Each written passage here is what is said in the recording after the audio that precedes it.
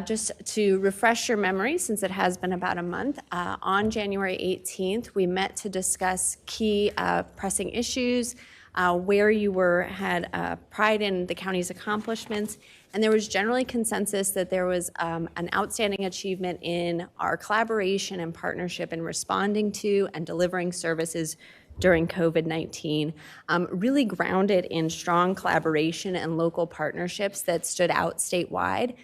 And then we shifted our focus to what are the issues we need to focus on now and moving forward.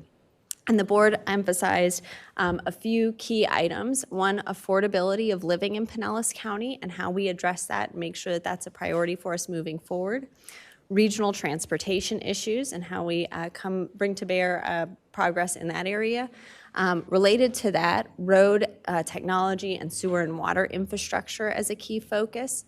Small business support and how we support workforce development in our changing economy, how we tackle environmental sustainability and resiliency amidst growing environmental threats to our community, and how we continue to leverage the partnerships that we've built over time and that helped us be successful in responding to COVID-19.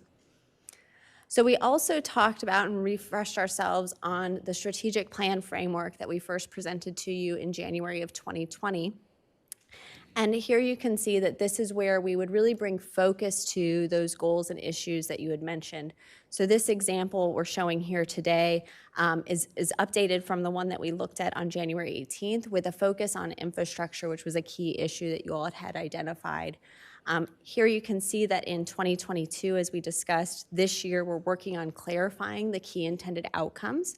So a lot of our discussion on January 18th focused around what success looked like to you as commissioners, and staff are continuing that work, and that's being informed by many of our other strategic plans, master plans, and those sorts of documents. And that is really positioning us for doing a update to the strategic plan in 2023 that would work towards establishing SMART objectives and making sure that we're engaging staff and the community in that effort.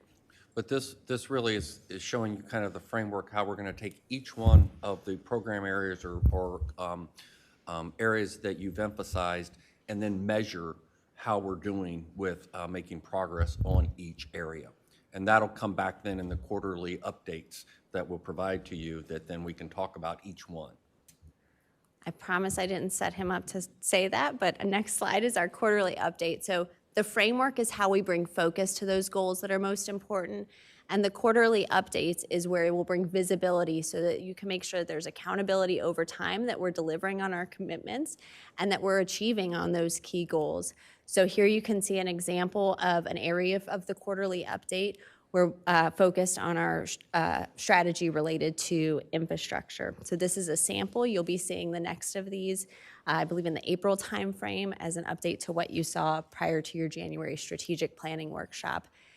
These updates combine key outcome indicators in the community and for the organization, as well as highlighted accomplishments and ongoing initiatives related to each of the strategies of the strategic plan.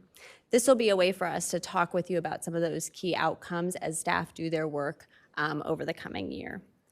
One of the things that was brought up as a suggestion during that January 18th discussion was this idea of moving infrastructure up from a strategy to have a goal focused around infrastructure specifically. So we did want to circle back with you all on that suggestion and see if there's support for moving forward in that direction. Is that something we want to consider this year as we're aligning the strategic plan, and how you would like to move forward with that suggestion?